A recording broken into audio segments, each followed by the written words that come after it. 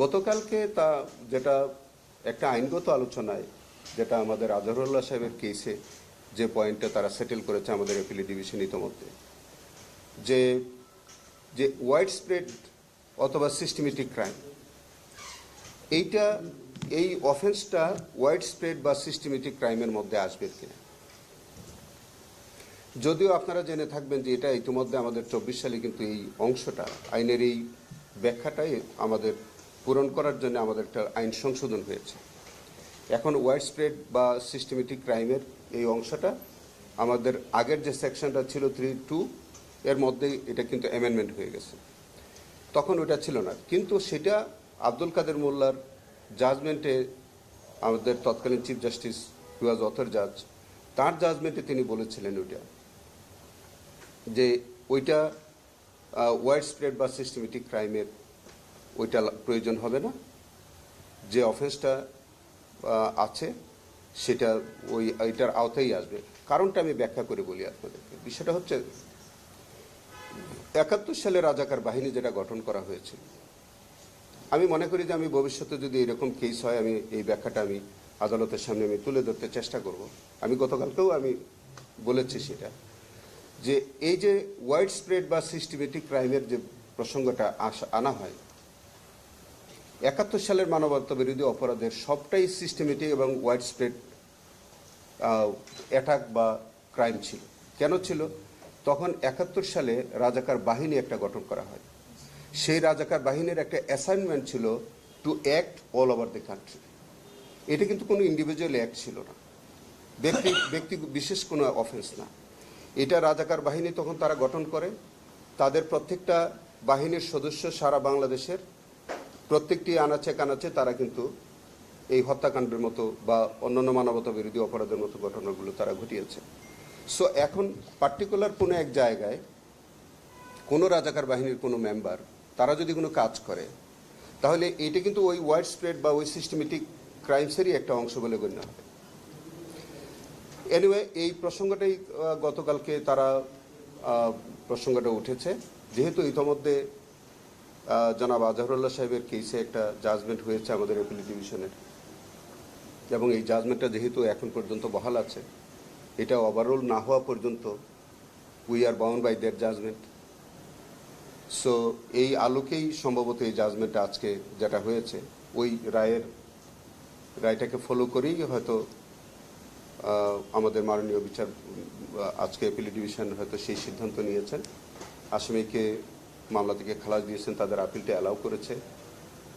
আমরা একই সাথে বলি যে এটা জাজমেন্ট, পূর্ণাঙ্গ জাজমেন্ট পাওয়ার পরে আমরা একটু দেখে তারপরে আমাদের আইসিটি ট্রাইব্যুনালের পক্ষ থেকে যদি আমাদের কোনো কিছু করণীয় থাকে, তখন সেইভাবে আমরা আইনগত পদক্ষেপ নেব আফটার রিসিভিং জাজমেন্ট।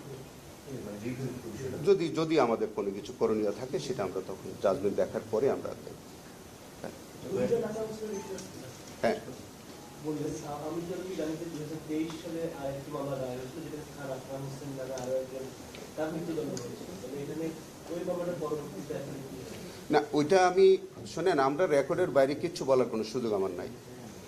যে মামলাটা গতকালকে ছিল, এই মামলার মধ্যে আরেক আকরামের বিচার টিচার সম্পর্কে কিন্তু কোনো কিছু রেকর্ডে নেই।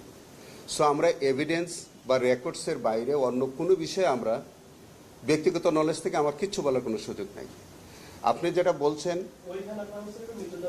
আমি জানি না, যদি হয়েও থাকে সেটা অন্য আকরামের হয়ে থাকতে পারে, কিন্তু ওই আকরামের সাথে এই আকরাম হোসেনকে জড়িয়ে ফেলার কোনো সুযোগ নাই।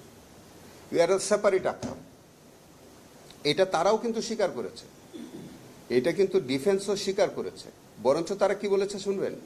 তারা বলেছে যে ওই আকরাম, মানে তাদের ডিফেন্স প্লিটা ছিল এরকম যে ওই আকরাম রাজাকার ছিল, আর এই আকরাম 13-14 বছর উনি ইন্ডিয়াতে লোক সেফলি পাচার টাচার করে দিয়েছে, সাহায্য করেছে।